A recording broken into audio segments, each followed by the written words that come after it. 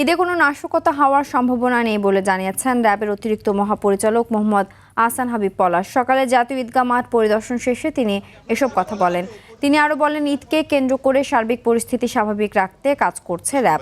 বন্ধ করে যদি কোনো হাট বসানো হয় তাহলে সমন্বয় করে প্রয়োজনীয় ব্যবস্থা নেওয়ার কথাও বলেন।